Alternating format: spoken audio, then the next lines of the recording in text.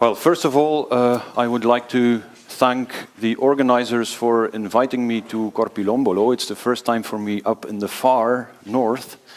I would especially like to thank Erling Wande, with whom I've been in contact since the summer, I think, to come here. I would also like to thank Harriet for taking so good care of me, because my knowledge of Swedish and Finnish or any other Nordic language is extremely limited. So she translated or she passed on the most important information to me. And I would also like to ask to thank the other people who were involved in organizing this conference for making us feel at home and for sticking to the timetable, because it's very perfectly organized. Now, after the fascinating talk of David Marsh on, let's say, language learning and creativity, we will return now to the issue or the topic of language policy and planning in Europe. And what I will do in the next 20-25 minutes or so is that I will first talk a little bit on the position of the languages in the world. I will then focus on linguistic diversity in Europe. Then I will turn to the topic of language policy in Europe. And to conclude, I will present a number of challenges that are related to language policy, especially in language minority settings.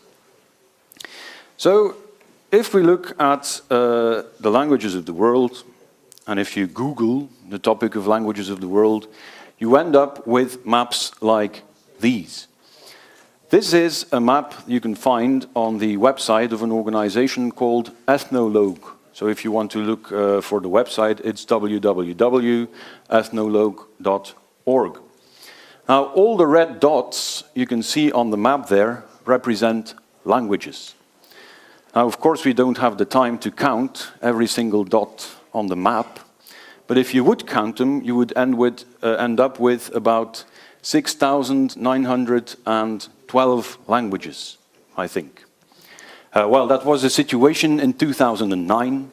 If you would look at the same website now, you would probably end up with a different figure. And of course, the number of 6,912 languages is not the only number you will find in the internet on the number of languages in the world. Quite a few opinions exist on the number of languages, and as you can imagine, the differences have to do with the labeling of a variety as either a dialect or a language.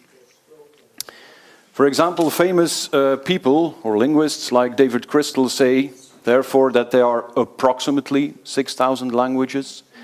The same figure can be found in the work of Michael Kraus, who is a specialist on endangered languages, and also Harald Hamann, a German who lives in the Finnish woods and writes very interesting books on the history of languages in Europe. In one of his recent publications, he listed the number of 6,417 languages, which is, of course, also an estimate. Now, Harman's book also contains the following table, which gives you some kind of an idea on the distribution of the languages in the world. And if you look at Europe, you will see that Europe is the continent, of course, where you find least languages. And Harman, in his table, lists about 143 indigenous languages in Europe, which is nothing if you compare it to Asia or Africa or the Pacific area, right? Now, 143, that pertains to geographical Europe. Of course, some people would say, no, there are many more languages, because if you look at what's happening in Russia, you would end up probably with 100 minority languages, or if you take Turkey as an example, there are supposed to be 60 minority languages, so it might be a bit an underestimation for some, but still, if you compare it to the rest of the world, it's not, the linguistic diversity in Europe is not that great, you could say. Now, if you then turn to the European Union, to which of course also Sweden belongs, we are confronted with 27 member states, 500 million inhabitants, 23 official languages, and next to those 23 official languages, there are, of course, also immigrant languages. We heard during the symposium also about sign languages. And then there is the category that is, of course, also of relevance to mycket, and that is the category of indigenous minority languages. And if you read documents that are published at the level of the European Union, or at the level of the Council of Europe, you can find that there are about 60 to 80 minority languages, represented by some 45 to 75 million people. Now, I could start talking on a typology of minority languages in Europe. I will not do that. You can read that in many books. But it is also clear to you that some of the minority languages are well known, others are less known. So, for example, I'm sure that everybody heard about the Catalans and the Basques and the Welsh and the Frisians in Holland and also the Bretons in France. But the Mirandese in Portugal, the Aromanians in Greece, the Livonians in Latvia, the Kashubians in Poland, and the Catalans in Italy might be less known. And if you would ask a citizen of Portugal if he ever heard about mycket, he probably didn't, right? Perhaps to this person it is a kind of cheese. That's very well possible. So the knowledge about indigenous minority language communities, you could say, is not very widespread. Usually the people that belong to minority know about language minorities, but other people tend not to know that much about indigenous language minorities. Now, whether minority is well known or less known, or whether it has a lot of speakers or not, every indigenous language minority in Europe finds itself confronted with a situation of language contact that is also characterized by what you could call a situation of asymmetrical societal multilingualism, which simply means that we are confronted with a majority language and a minority language, and the majority language tends to put pressure or linguistic pressure on the minority language, and that, of course, causes language shift. Language shift that was put in a model by Einar, and now I try to pronounce it in a Norwegian way, Haugen, I think it is. What, pardon? No, it's correct. It's correct? Thank you. So who put it in this model, simply meaning that A represents a majority language and B a minority language, and what happens over a considerable period of time, that is that the minority language loses ground opposed to the majority language, right? And the transitional phase is a phase of bilingualism in which, let's say, the minority language and the majority language have some kind of an equal weight in society. Now, if you're confronted with a situation of language shift, then the question is, of course, what do you do to prevent language shift? What do you do to try and maintain a minority language, or what do you try to do to revitalize a minority language? And this question has been discussed, of course, in scientific literature at least since the 1930s, and it was increasingly discussed since the 1960s, also with the emergence of sociolinguistics and other disciplines such as the sociology of language and contact linguistics. And it's not only a theoretical debate, it's also a debate at the level of policy making, as well at the local level, the regional level, the national level, as the supranational level. Now, don't worry, I will not go into detail on each of the levels. I will focus mainly on the supranational level, so the European level. Why? Because I think that it has exerted quite some influence in recent years, also on the way in which language policies are being developed at all of the other levels, so the national, regional, and the local level. Now, at the supranational European level, we are confronted with the European Union, with the European Parliament, and also with the Council of Europe. And it is very interesting to see that the discussions on linguistic diversity and in Europe, let's say, started to increase after the first direct election of the European Parliament in 1979. For the obvious reason, of course, that also people who were born in certain European regions were directly elected and brought all their knowledge to Brussels and put their knowledge, their experience into the discussions and managed, let's say, to make or to turn the issue of indigenous minority languages into a policy issue. So the minority languages were discussed, there were hearings, there were drafts of documents, there were resolutions that were drafted in favor of minority languages. And the interesting thing is that discussions took place at the level of the European Parliament, but the actual document that, let's say, allows or is connected to policy making in the field of minority languages was drafted at the level of the Council of Europe. And there are even two documents. One is the Framework Convention for the Protection of National Minorities that rather marginally also deals with language.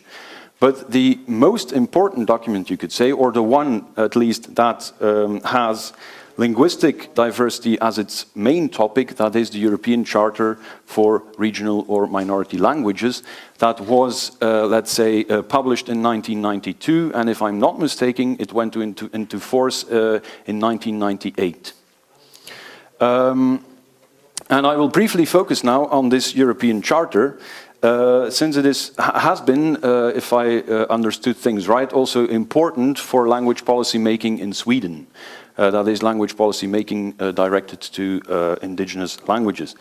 Now the Charter has quite a tough structure. It consists of 5 parts. The first deals with general provisions, the second with objectives and principles, the third with measures to promote daily use of regional minority languages, then part 4 deals with the application, and part 5 with final provisions. Now for us the most interesting part is part 3, because it covers a total of approximately 100 measures in a number of thematic areas that are of real importance for the use of regional minority languages. You can see them all here. So you have matters pertaining or measures pertaining to education, to legal things, to administrative authorities, to media, cultural activities, economic, social life, and also transfrontier exchanges. Now, as soon as a state ratifies the Charter, that state is obliged to implement a total of 35 measures, and it is obliged to select 3 measures from Article 8 and Article 12, so 3 measures from education and 3 measures that have to do with culture. And the state is also obliged to select 1 measure from the other articles, so administration, legal matters, transfrontier exchange, etc. Now the interesting thing is that part 3 of the Charter does not necessarily have to apply to all of the indigenous languages spoken on a state's territory. A state has the freedom, let's say, to select a couple of languages to which it wants to apply certain measures, because part 2 already covers all of the state's indigenous languages.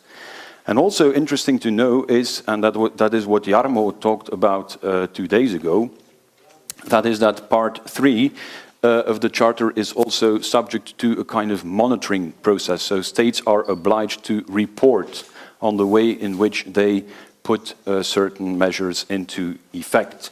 And that is then again evaluated by a committee that is active at the level of the Council of Europe. Now, if you compare part 3 of the Charter to language policy and planning theory, as it has existed since the 1960s, and of course it was developed during the following decades, you can see that the Charter takes care, you could say, of the 3 major branches of language planning. So status planning, that is concerned, let's say, with the upgrade of the status of a minority language, and also with the upgrade or with broadening the functional range of a language. There are articles that refer to acquisition planning, that have to do with how do we pass on the language to the next generation. And other issues are related to corpus planning, because the Charter also contains, let's say, measures on that point out the necessity of translation and the terminology in minority languages. Other evidence of the fact that the Charter, let's say, is in line with language policy and planning theory is the fact that in the Charter, the necessity of so-called tailor-made approaches to language planning and policy is stressed. That means, of course, that in every minority language context, you are confronted with a different situation that calls for different measures. Right? So a state is supposed to select the appropriate measures for each and every single minority. So it's not really possible to say, okay, let's select measure A, B, C, and D for all of the minorities, because all of these minorities find themselves in a different context. At least that's the theoretical part. And then what you also find in the Charter is that there is a necessity of mutually reinforcing language policy and planning measures. So when you start selecting and developing measures to maintain a minority language, you should try and develop them in such a way that one measure reinforces the other, so that there are really synergies between the measures you selected. And another thing that corroborates, let's say, the fact that the Charter and language policy theory are on the same line, is the fact that in language policy, in the Charter also the necessity of language policy evaluation is stressed. So the fact that it's not something static, but that a policy is supposed to be dynamic, that you constantly need to adapt, let's say, the measures you take to the changing situation within a community. But of course, there still are quite a number of challenges also related to the Charter and certainly to the application of the Charter, because what you see is that documents such as the Charter, and you could say the same thing about language laws at a national level or the regional level, these documents have, let's say, a high symbolic value, so therefore they are also important. It is something the minority languages can use to refer to, but their practical value is, of course, by default, what one could almost say, a bit lower, but still it has potential. So the main problem related to documents such as the Charter is, well, okay, we know that we have to select a number of measures, but which measures do we select, right? Then the question is, okay, how do we elaborate them? How do we adjust the selected measures to the context we find ourselves in? How do we implement the measures? And what do we do with evaluation, right? Because evaluation is important, but after an evaluation, you're supposed to change the things that got a negative evaluation. So how do you do that? That has caused quite some debate, you could say, on European level, also within the Council of Europe. And many people already launched the idea that it would not be a bad thing to develop some kind of a catalogue with best practices of language policy and planning all around Europe. Of course, that is easier said than done, and it hasn't happened yet. So the discussion has been going on since the late 1990s, but nobody has yet taken the initiative to do so, for the obvious reason, of course, that first of all you need time to do so and you need means. And within the Council of Europe, they don't really have the means, let's say, to allow for the elaboration of such a catalogue of best practice. Of course, you could say that is where academia comes in, so professors could use their time to develop such a catalogue of measures for the Council of Europe, and actually that is what some people are thinking about. So what I will be doing in the next few minutes, that is to, let's say, present some general principles of language maintenance or language revitalization, if you so want, that could be used as a kind of basis to develop such a catalogue of best practices. And I will present them by using, let's say, the three branches of language planning as a basis. So let me start with the issue of status planning. So the aim of status planning is to increase let's say, the societal status of a language and also its functional range. And what we know from, let's say, successful cases of language maintenance and revitalization is that what you need is some kind of a context-dependent mix of mutually reinforcing top-down measures and bottom-up measures.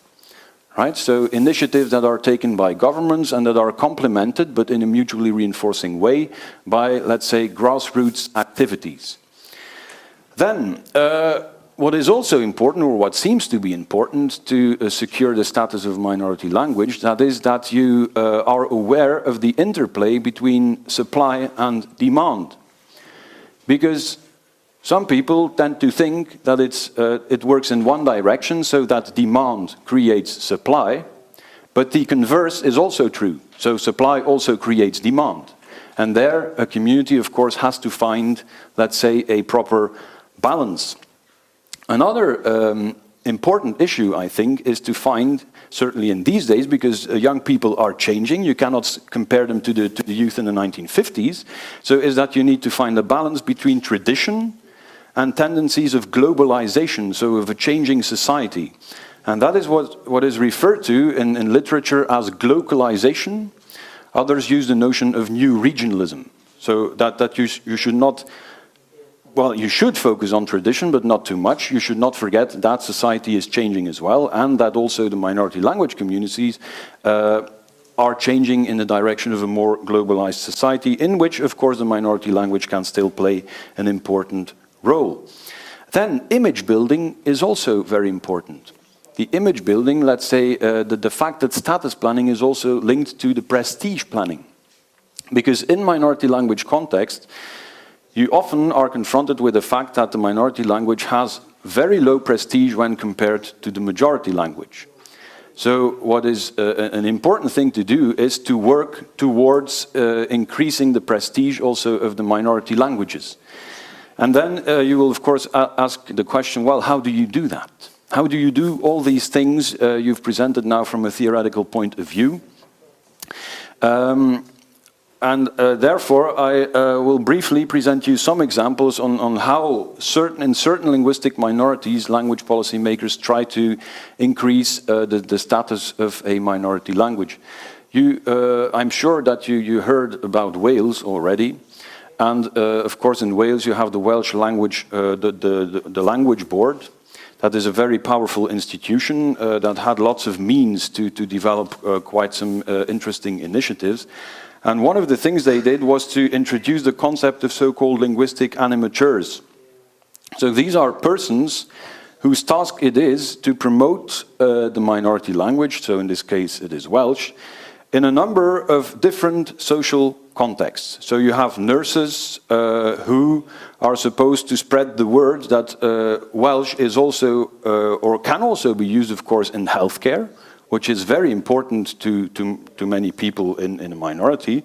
You have social workers who use the language. You have football trainers who start using the language while giving training to younger people, etc., etc. And it seems to work.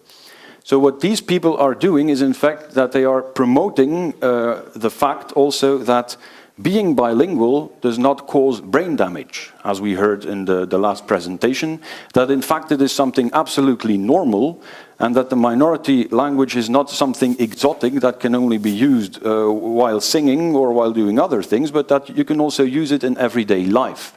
So that is the whole idea behind it, behind this idea of linguistic animateurs. Then I don't know whether you know this guy. This is the Swedish chef.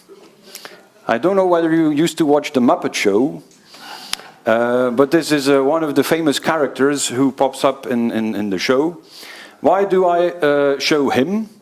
Well, because in Finland there is a Swedish minority and a guy who is used to promote the Swedish language, that is Mikael Björklund. I think because Svenska Nu, which is an organization that promotes the Swedish language, has introduced a course in which cooking and Swedish are combined. And this might sound a bit awkward, but this seems to be an effective way of getting young people interested in the Swedish language. So this shows that you sometimes need creative concepts to make sure that also younger people get interested in minority languages. And another example you can find in the Latin valleys in Italy, so in the Dolomites, next to the big German community in South Tyrol, where you see that some linguists have taken the initiative to promote the use of Latin in administration. It's allowed by law, but the fact is, or the question is, how do you get the people in the local administration to use the minority language in the administration? And you can do that by offering courses in Latin, right? And showing them how they could, for example, translate administrative documents from Italian or German into the local Latin variety. And that was done in Fascia, so the Fassatal, which is one of the 5 valleys. Now, talking about the Latin communities, we are confronted with a situation of 5 valleys, excuse me. And one of the big issues there is, well, we don't have a standard Latin language yet. What do we do? How do we standardize the Latin language that is used in our 5 valleys? And initiatives have been taken, well, for the first time in the 19th century by a priest, but then later on in the 20th century, in the 1980s and the 1990s. And the choice they had to make was the one between choosing one of the varieties as, let's say, the standard varieties, or as a standard variety, or the other choice was to opt for so-called Ausgleich, which means that you develop a standard variety in which you can recognize features of all of the varieties spoken over the 5 valleys. They opted for the second one, so for an Ausgleich variety, which was called Ladin Dolomitain. It was developed in the 1990s. There was even a dictionary that was published in the early 2000, if I'm not mistaken. And so they aimed for the last option, but the problem is that the politicians, after the development of Ladin Dolomitain and also other lobbying organizations, let's say, opposed to the new standard, so it isn't used in administration as things stand now. And that, of course, illustrates an issue that was also discussed here quite a lot. So the issue of variation and the tension between variation on the one hand and standardization on the other hand. Right? So what you see in many minority language settings, and I know that I'm running out of time, I think, but that is that standardization or variety is linked to identity, to emotions, and that it's sometimes difficult to find a consensus on the way in which a community should try and proceed, whether it is necessary to develop a standard variety or not, right? And also the issue of how much variation a standard should take or cannot take. So this is an issue that is of big importance in many minority settings, and that in a way also, you could say, blocks the development of some kind of written material that could be used in schools, etc., and could help to advance the progress within minority language communities. But of course, I know that it's a very difficult discussion, also a very sensitive discussion. Now, that brings me to the last point, the one of acquisition planning. So introducing, let's say, the minority language in school and making sure that also the young people start to learn the minority language again. Now, in many cases, we also heard that the first day, language acquisition planning is seen as some kind of a replacement of the natural language transmission within the home, the family, and the neighborhood. The thing with language acquisition planning is that, first of all, it needs to be thought of, so it requires a lot of thinking, so there are. It doesn't suffice just to say, okay, we're going to introduce the language in education. You have to think about the support you need to do that. You have to think about training the teaching staff. You need pedagogical concepts that are appropriate. You need, if you want to be really successful, you would try and aim for continuity at all levels of education, so not just the minority language at the level of the kindergarten, but also primary school and secondary school. You need clear objectives, you need to monitor education, etc., etc. So it doesn't really suffice to adopt a law, and what you in fact need is some kind of a comprehensive plan. So you need to back up or to complement the use of minority language in education with extracurricular activities, with after-school activities. And education is a perfect illustration of the fact that the three kinds of language planning, in fact, are linked. So education has to not only has to do with acquisition, it also has to do with corpus, it also has to do with the status of a language. And it is perfectly illustrated by Hugo Batens-Beerdsmoor, who is a Belgian colleague of mine from the Free University of Brussels, who did a lot of research on bilingual education, and who put it in this way. It's in French, but a bit of French doesn't hurt, I think. So what he writes is the following. He talks about the Basque country and Catalonia, where, let's say, the language acquisition planning has been quite successful. He writes the following. La popularité croissante de l'éducation bilingue en Catalogne et au Pays Basque témoigne du lien étroit entre l'effort des écoles et la perception qu'a le grand public de l'utilité d'une alternative bilingue dans des contextes où la langue minoritaire jouit un prestige dû à un contexte sociopolitique favorable. So what he in fact writes is that there is a strong link here between education, between the utility of a language in the whole of the society, between the prestige and between, and that you also need a favorable socio-political context to promote, let's say, the use of minority language in education. And the second citation goes like this. Ce qui est frappant dans les deux régions citées, c'est la concertation des efforts dans le développement des programmes bilingues, la volonté politique de donner une place plus importante aux langues régionales dans la vie extrascolaire. Les programmes concernés illustrent l'adage de Fishman, selon lequel l'emploi scolaire d'une langue ne suffit pas. Right? Which is in fact some kind repeats what I said before. So these are things that one really should consider. And before coming to the outlook, let me just add 2 minutes, not more, this. I heard that iron has been discovered here in the region, so in the Mienkili region, and that a Canadian corporation will soon come to exploit the mines. Now, of course, such a situation will probably lead to demographical changes in the whole of the Mienkili society, I can imagine. Of course, what then people who are involved in language policy making and planning should do is to act in a proactive way and to think about the way in what kind of a language policy could be useful, let's say, to integrate all these people that will probably either will be coming back to their region of origin or probably will immigrate into this region or will commute between Mienkili region and another region. So what to do with languages in these contexts? So how could you, let's say, also try and promote Mienkili in connection to the exploitation of a mine that is probably also going to bring economic wealth to the region? So, and especially I think also at the level of education, well, that allows to rethink, let's say, the way in which you have given shape to education so far. So what can you do to integrate, let's say, the people that we will be moving in? How can you promote the language? How could you possibly perhaps even convince the Canadian mining company to consider also using Mienkili? Why not? Because Canadians are used to linguistic diversity, well, at least in the Quebec part of the country. So they are susceptible to language issues. They know how important language can be to a society. So you could at least think about, let's say, exploiting the presence of such a mine and economic activity and link it to the language. But of course, it's easy for me to say that because I represent let's say, the theoretical part of language policy and planning.